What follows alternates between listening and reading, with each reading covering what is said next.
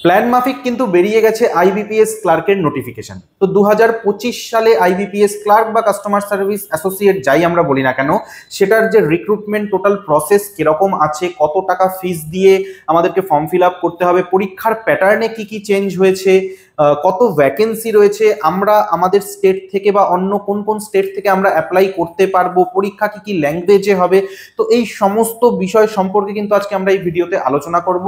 তো টোটাল ডিটেলসটা কিন্তু জানতে গেলে তোমাদেরকে এই ভিডিওটা আজকে পুরো দেখতে হবে। তো চলো স্টেপ বাই স্টেপ আমরা যেই হাইলাইটেড পয়েন্টগুলো রয়েছে সেগুলো একটু দেখে নিই। অনলাইন রেজিস্ট্রেশন কবে থেকে কবে পর্যন্ত হবে? দেখো 1 আগস্ট অর্থাৎ আজকে থেকে শুরু করে 21 আগস্ট পর্যন্ত কিন্তু তোমাদের রেজিস্ট্রেশন হবে বা ফর্ম ফিল আপ হবে।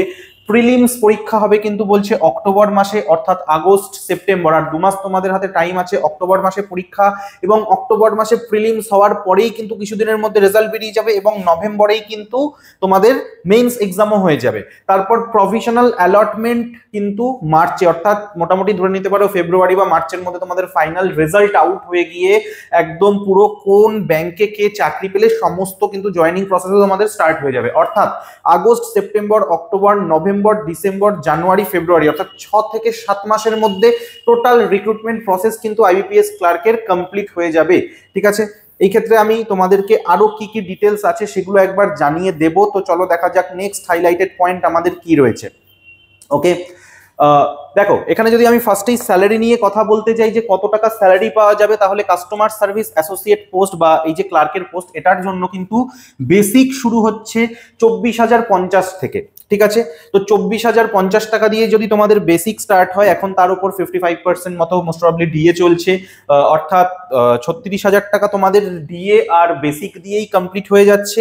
এরপর তারপর আবার মোটামুটি সব ব্যাংকেই কিছু না কিছু অ্যালাওয়েন্সেস থাকে, তো তোমরা এক্সপেক্ট করতে পারো যে মোটামুটি 40,000-এর কাছাকাছি, ইভেন 40,000-এর বেশিও কিন্তু তোমাদের স্যালারি এই ব্যাংকগুলোর ক্ষেত্রে হতে পারে। তারপর ব্যাংকের স্যালারি অন্যান্য যে পরীক্ষাগুলো হয় বা অন্যান্য যে সেন্ট্রাল গভর্নমেন্টের চাকরি হয় সেগুলোর তুলনায় একটু হয়তো তাড়াতাড়ি বাড়ে। তো শুরুতে হয়তো তোমরা 35-40 হাজার টাকা মাইনে পাবে ঠিকই, কিন্তু টাইম বাই টাইম কিন্তু প্রত্যেক বছরই ভালো অ্যামাউন্টের স্যালারি তোমাদের বাড়তে থাকবে। তো সেই দিক থেকে দেখতে গেলে, ফিনান্সিয়ালি দিক থেকে দেখতে গেলে কিন্তু এই আইবিপিএস ক্লার্কের চাকরি মোটেও খারাপ নয়, যথেষ্ট ভালো একটা পোস্ট। ঠিক আছে, তো স্যালারি পার্ট নিয়ে আমাদের ডিসকাশন হয়ে গেল। নেক্সট আমাদের আর কি আছে এবার আমরা দেখে নেবো একটু। দেখো আমি যদি এজ ক্রাইটেরিয়া বলি, তাহলে এখানে কি বলেছে, 20 বছর থেকে মিনিমাম 20 বছর থেকে ম্যাক্সিমাম 28 বছর তোমরা কিন্তু 28 বছর বয়স পর্যন্ত কিন্তু তোমরা এখানে অ্যাপ্লাই করতে পারো। অর্থাৎ এখানে কি বলছে, candidate must have been born not earlier than 2/8/1997, মানে 2রা আগস্ট 1997 এর আগে যদি কেউ জন্ম নিয়ে থাকে তাহলে কিন্তু তারা অ্যাপ্লাই করতে পারবে না। ঠিক আছে, 2/8/1997 থেকে 1/8/2005 পর্যন্ত ম্যাক্সিমাম যাদের বয়স রয়েছে তারা কিন্তু অ্যাপ্লাই করতে পারবে এই পোস্টার জন্য। এটা অবশ্যই জেনারেল ক্যাটাগরির জন্য বললাম। তারপর এসসি এসটি ওবিসিদের যে 5 বছর 3 বছর ছাড়গুলো থাকে সেগুলো কিন্তু তাদের জন্য অ্যাজ ইউজুয়াল থাকছেই। ঠিক আছে, নেক্সট এবার আমাদের আর কি আছে আমরা একটু দেখে নেব। ইম্পর্টেন্ট পয়েন্ট যেগুলো আমাদেরকে অবশ্যই জানা দরকার, যে কিভাবে কি পরীক্ষা হবে না হবে, কি বিষয় কি বৃত্তান্ত, সবটাই আমরা কিন্তু জেনে নেব। লাস্টে কোন ব্যাংকে কত ভ্যাকেন্সি রয়েছে সেগুলোও কিন্তু আমরা জানবো। দেখো এডুকেশনাল কোয়ালিফিকেশন তোমাদেরকে বলে দিয়েছে যে সবাইকে কিন্তু মিনিমাম গ্র্যাজুয়েট হতেই হবে, অর্থাৎ ক্লারিক্যাল পোস্ট হলেও ব্যাংকে কিন্তু গ্র্যাজুয়েশনের কমে কোনো রিক্রুটমেন্ট হয় না। ক্লার্ক বলো অফিসার বলো যাই বলো না কেন, তো একটা কিন্তু গ্র্যাজুয়েট ডিগ্রি সবার লাগবে একটা রেকগনাইজড ইউনিভার্সিটি থেকে তোমাদেরকে এই ব্যাংকের পরীক্ষাটা দেওয়ার জন্য। এবং হ্যাঁ, এখানে কিন্তু অবশ্যই লোকাল ল্যাঙ্গুয়েজ কিন্তু ম্যাটার করে। তো তুমি যে কোনো স্টেট থেকে অ্যাপ্লাই করে দিলে সেটা কিন্তু হবে না, তোমার যেই স্টেট থেকে তুমি অ্যাপ্লাই করবে সেখানকার যে লোকাল ল্যাঙ্গুয়েজ সেটার কিন্তু তোমার দক্ষতা থাকতে হবে, সেটা জানা থাকতে হবে। ঠিক আছে, সেই হিসেবে কিন্তু একটা ল্যাঙ্গুয়েজ প্রফিসিয়েন্সি টেস্ট হয়, যেখানে তুমি সেখানকার ওই লোকাল ভাষায় কথা বলতে পারছো কিনা বা লিখতে পারছো কিনা সেগুলো সমস্ত কিছু কিন্তু চেক করা হয়। তো এই লোকাল ল্যাঙ্গুয়েজ কোন কোন স্টেট থেকে কি কি লোকাল ল্যাঙ্গুয়েজ রয়েছে, কোথা থেকে অ্যাপ্লাই করতে গেলে কি কি জানা যাবে, মানে জানতে হবে ভাষা, সেগুলো নিয়েও কিন্তু আমরা ডিটেলসে একটু পরেই ডিসকাশন তোমাদের সাথে করে নেব। নেক্সট ইম্পর্টেন্ট আর কি আছে দেখে নেব, ফিস বা তোমার এই ফর্ম ফিল আপ করতে গেলে কত টাকা পেমেন্ট করতে হবে। 175 টাকা দিতে হবে হচ্ছে এসসি এসটি ক্যান্ডিডেটদের জন্য, এবং এক্স সার্ভিসম্যান বগেরা যারা রয়েছে তাদের কিন্তু 175 টাকা, এবং বাদ বাকিদের জন্য কিন্তু 850 টাকা অর্থাৎ 850 টাকা দিয়ে ফর্ম ফিল আপ করতে হবে। তোমরা এখানে পরিষ্কার দেখে নিচ্ছ। পরীক্ষা দুটো ভাবে হবে বা দুটো টিয়ারে হবে বা দুটো ধাপে হবে। সেটা হচ্ছে ফার্স্ট হবে হচ্ছে তোমাদের প্রিলিমিনারি এক্সামে কিভাবে থাকবে দেখো, ইংলিশ, ম্যাথ এবং রিজনিং তিনটে সেকশন থাকবে, 30টা প্রশ্ন থাকবে ইংলিশে, যার জন্য থাকবে 30 নম্বর, নিউমেরিক্যাল অর্থাৎ ম্যাথে থাকবে 35টা প্রশ্ন 35 নম্বর, রিজনিং এ থাকবে 35টা প্রশ্ন 35 নম্বর, টোটাল 100টা প্রশ্ন 100 নম্বরের জন্য থাকবে। এবং প্রত্যেকটা সেকশনে কিন্তু পার্ট টাইমিং রয়েছে 20 মিনিট 20 মিনিট করে, অর্থাৎ 3 20 60 টোটাল 1 ঘন্টার তোমাদের পরীক্ষা হবে। ঠিক আছে, এরপর প্রিলিমস যারা পাস করবে, প্রিলিমসের কাট অফ যারা ক্লিয়ার করবে তাদের জন্য রয়েছে মেন্স এক্সাম। ফার্স্টেই রয়েছে দেখো জেনারেল আর ফিনান্সিয়াল অ্যাওয়ারনেস, যেখানে কিন্তু তোমাদের 40টা প্রশ্ন থাকবে 20 মিনিট সময় এবং নম্বর থাকবে 40টা প্রশ্নের জন্য 50। তারপর রয়েছে ইংলিশ তুমি 40টা প্রশ্নের জন্য 40 নম্বরের জন্য প্রশ্ন থাকবে তোমাদের, রিজনিং থাকবে হচ্ছে 40টা প্রশ্নের জন্য 60 নম্বর, ইংলিশে এবং রিজনিং এ দুটোতেই তোমরা 35 মিনিট করে টাইম পেয়ে যাচ্ছ। এরপর থাকবে ম্যাথে 35টা প্রশ্নের জন্য 50 নম্বর এবং সময় থাকবে 30 মিনিট। বোঝা গেছে? তাহলে টোটাল 155টা প্রশ্নের জন্য তোমরা 200 নম্বর পেয়ে যাচ্ছ এবং টোটাল 2 ঘন্টার পরীক্ষা হবে। এখানে কিন্তু মেন্সের প্যাটার্নে একটু চেঞ্জ করা হয়েছে। মেন্সে আগে কি হতো, 190টা প্রশ্ন থাকতো, টোটাল কটা প্রশ্ন থাকতো, 190টা প্রশ্নের জন্য কিন্তু 200 মার্কস তোমাদেরকে মেন্সে আগে দেওয়া হতো।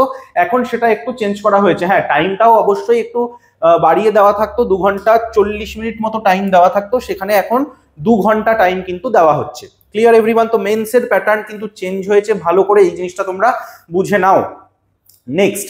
নেক্সট এখানে দেওয়া রয়েছে কোন কোন স্টেটে কি কি ল্যাঙ্গুয়েজে পরীক্ষা হবে। তো পার্টিকুলারলি যারা ওয়েস্ট বেঙ্গল থেকে অ্যাপ্লাই করছো তারা কিন্তু ইংলিশ, হিন্দি এবং বাংলাতেও পরীক্ষাটা দিতে পারবে।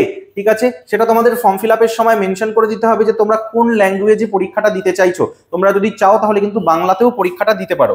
আচ্ছা, এক্সামিনেশন সেন্টার নর্মাল এগুলো তোমাদের সব জানা কথা, যে কে কোথা থেকে এক্সাম দিতে পারবে, যে যেই জায়গা সিলেক্ট করবে সেই হিসেবেই কিন্তু তোমাদের এখানেও এক্সাম সেন্টার পড়বে। ওকে, এরপর আমি চলে আসছি ভ্যাকেন্সির ক্ষেত্রে। দেখো, স্বাভাবিকভাবেই আমরা যেহেতু সবাই ওয়েস্ট বেঙ্গলে থাকি, ওয়েস্ট বেঙ্গল থেকেই হয়তো অ্যাপ্লাই করবে অনেকে, তো আমি সবার আগে ওয়েস্ট বেঙ্গলটা দেখিয়ে দিচ্ছি। খুব একটা কম ভ্যাকেন্সি কিন্তু বেরোয়নি, আমি বলবো না যে খুব একটা খারাপ ভ্যাকেন্সি আছে ওয়েস্ট বেঙ্গলে। দেখো, টোটাল 540টা ভ্যাকেন্সি আছে। কি বলছি আমি, ওয়েস্ট বেঙ্গলে টোটাল 540টা ভ্যাকেন্সি বেরিয়েছে। গত বছর 330টা মতো ভ্যাকেন্সি দেওয়া ছিল নোটিফিকেশনে, সেই জায়গায় কিন্তু গত বছরের তুলনায় এই বছর 200টারও বেশি ভ্যাকেন্সি বেড়েছে। ঠিক আছে, এবং এখানে আলোচ্য বিষয় এই যে ইন্ডিয়ান ব্যাংক এবং ইউকো ব্যাংক, এই দুটো ব্যাংক এখনো ভ্যাকেন্সি ডিক্লেয়ার করেনি। তো হতেই পারে এরা যদি কিছু ভ্যাকেন্সি অ্যাড করে তাহলে কিন্তু এই টোটাল ভ্যাকেন্সি ওয়েস্ট বেঙ্গলের জন্য 540 থেকে বেড়ে হয়তো 600 ক্রস করতে পারে, বা 600-র কাছাকাছি কিছু একটা থাকলো। ঠিক আছে, দেখো আমি যদি টোটাল ভ্যাকেন্সি বলি তাহলে টোটাল ভ্যাকেন্সি কিন্তু প্রায় 10,200টার মতো ভ্যাকেন্সি রয়েছে আমরা যা দেখেছি। ঠিক আছে, টোটাল ভ্যাকেন্সি যদি আমি দেখি 10,200-র ওপরে ভ্যাকেন্সি রয়েছে, কিন্তু এখানে কিন্তু আমার টোটাল ভ্যাকেন্সি কোনো কাজে লাগবে না। আমার লাগবে কোন ভ্যাকেন্সিটা কাজে, আমি যেই স্টেট থেকে অ্যাপ্লাই করছি সেই স্টেট থেকে। আমি তবু একবার এক্স্যাক্ট ভ্যাকেন্সিটা তোমাদেরকে বলে দিচ্ছি, জাস্ট মিনিট। এখানে এখন ক্যালকুলেশন করতে গেলে অনেক টাইম লেগে যাবে, আমি জাস্ট দেখে বলে দিচ্ছি তোমাদেরকে এক্স্যাক্টলি টোটাল ভ্যাকেন্সি কত ছিল। ওকে, আচ্ছা, হ্যাঁ, টোটাল ভ্যাকেন্সি যেরকম বললাম 10,277টা। কটা আছে টোটাল ভ্যাকেন্সি? 10,277টা টোটাল ভ্যাকেন্সি আছে, যার মধ্যে থেকে ওয়েস্ট বেঙ্গলে কিন্তু 540টা ভ্যাকেন্সি। ওয়েস্ট বেঙ্গল থেকে তোমরা নির্দ্বিধায় অ্যাপ্লাই করতে পারবে। তোমাদের বাংলা যদি সাবজেক্ট থেকে থাকে, বাংলা যদি লিখতে পড়তে বলতে পেরে থাকো, তাহলে বিন্দাস ওয়েস্ট বেঙ্গল থেকে অ্যাপ্লাই করো। এবার বিষয় হচ্ছে ওয়েস্ট বেঙ্গল থেকে যদি আমরা অ্যাপ্লাই করি কাট অফ কত যেতে পারে। দেখো, সত্যি কথা বলতে গত বছর 330টা ভ্যাকেন্সিতে প্রিলিমসে কাট অফ গেছিল জেনারেলদের জন্য 93.25। ঠিক আছে, জেনারেলে প্রিলিমসে মানে জেনারেলদের জন্য প্রিলিমসে কাট অফ গেছে 93.25, এসসিতে কাট অফ গেছিল হচ্ছে 80, এই এসসিতে কাট অফ গেছিল হচ্ছে 80। এই বছর ভ্যাকেন্সি বেড়েছে 540। তো পরীক্ষার প্যাটার্ন বা ডিফিকাল্টি লেভেল যদি আমার সেম থাকে, তাহলে কিন্তু আমার কত যেতে পারে কাট অফ, তাহলে অবশ্যই যেটা 93 গেছিল সেটা হয়তো একটু কমবে, কারণ আমার ভ্যাকেন্সি বেড়েছে। তবু আমি ধরে নিতে পারি 85 অ্যাবভ হয়তো যাবে, 85 এর নিচেও যেতে পারে। তো সেইভাবেই কিন্তু আমাদেরকে জেনারেলদের জন্য টার্গেট রেখে এগোতে হবে। নট অনলি দিস, আমি যদি এসসির কথা বলি, এসসিও হয়তো 80 এই বছর যাবে না, কিন্তু 70 অ্যাবভ কিন্তু যাবেই। ক্লিয়ার? তো তো এইভাবে একটা কাট অফ টার্গেট নিয়ে তোমরা এগোতে পারো। এবার দেখো তোমরা কোন কোন স্টেটের জন্য অ্যাপ্লাই করতে পারবে, তোমাদের কি কি ল্যাঙ্গুয়েজ জানা থাকলে কোন কোন স্টেটের জন্য অ্যাপ্লাই করতে পারবে। এবার ব্যাপারটা কি, আমাদের বেঙ্গলে যারা রয়েছে তারা ম্যাক্সিমাম, হ্যাঁ অবশ্যই কারোর কারোর হিন্দি সাবজেক্ট রয়েছে, হিন্দি লিখতে পড়তে বলতে পারে, আমি জানি, তারা তো যে কোনো জায়গা থেকে যেখানে যেখানে হিন্দি রয়েছে অ্যাপ্লাই করতে পারবে, ঠিক আছে। বাকি ম্যাক্সিমাম স্টুডেন্টদের কি থাকে, বেঙ্গলি থাকে আর ইংলিশ থাকে, তাই তো। তাহলে যদি বেঙ্গলি আর ইংলিশ থাকে তাহলে তোমরা কি কি করতে পারবে, দেখো এইটা হচ্ছে সেই লিস্ট যেখানে হচ্ছে কোন কোন লোকাল ল্যাঙ্গুয়েজ তোমাদের জানা দরকার সেটা বলে দিয়েছে। আমি জাস্ট ছোট্ট করে কয়েকটা স্টেট তোমাদেরকে দাগিয়ে দিচ্ছি, একটু নোটিসে রাখবে তোমরা। সেটা হচ্ছে দেখো, ইংলিশ কোথায় রয়েছে, আন্দামানে রয়েছে, ইংলিশ অরুণাচল প্রদেশে রয়েছে, বেঙ্গলি এবং ইংলিশ নেই, বেঙ্গলি তোমরা আসাম থেকে দিয়ে দিতে পারবে, ঠিক আছে। নেক্সট যদি তুমি দেখো তাহলে ইংলিশ এপাশে আর কোথাও আমরা দেখতে পাচ্ছি না। ওয়েস্ট বেঙ্গল তো বেঙ্গলি আছেই, কোনো চাপ নেই এক্ষেত্রে আমার। সিকিম থেকে তোমরা দিতে পারো, ঠিক আছে, ওখানেও ইংলিশ দিয়ে অ্যাপ্লাই করা যাবে। নাগাল্যান্ড থেকে দিতে পারো, মেঘালয় থেকে দিতে পারো, মণিপুর থেকে দিতে পারো।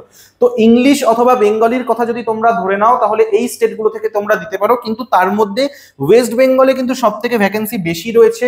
এরপরে সেকেন্ড বেশি যদি তুমি বলো তাহলে সেটা হচ্ছে আসামে রয়েছে, 200+ ভ্যাকেন্সি কিন্তু আসামে রয়েছে। বাদ বাকি স্টেটগুলো তোমরা একটু দেখে নেবে, খুব কম ভ্যাকেন্সি কিন্তু রয়েছে। তো সেইভাবে প্রপার অ্যানালাইসিস করে কিন্তু তারপরে তোমাদেরকে ফর্ম ফিল আপ করতে হবে। বোঝাতে পারলাম এভরিওয়ান? তো এই ছিল হচ্ছে আজকের ভিডিওর মেন আলোচ্য বিষয়। বাকি তোমরা যদি কেউ মনে করো ব্যাংকের পরীক্ষার জন্য আমাদের আইবিটি বারাসাত থেকে প্রিপারেশন নেবে, তাহলে আমাদের বারাসাতে অফলাইন কোচিং সেন্টার রয়েছে, সেখানে তোমরা যোগাযোগ করতে পারো, জয়েন করতে পারো। তোমরা গুগলে গিয়ে সার্চ করে নিতে পারো আমাদেরকে। প্রপার ওয়েতে স্টেপ বাই স্টেপ একদম সুন্দরভাবে কিন্তু টোটাল ব্যাংক, এসএসসি, রেল সব পরীক্ষার জন্য আমরা প্রিপারেশন করিয়ে থাকি। তো চলো তোমাদের সঙ্গে দেখা হবে পরের ভিডিওতে। আপাতত টাটা।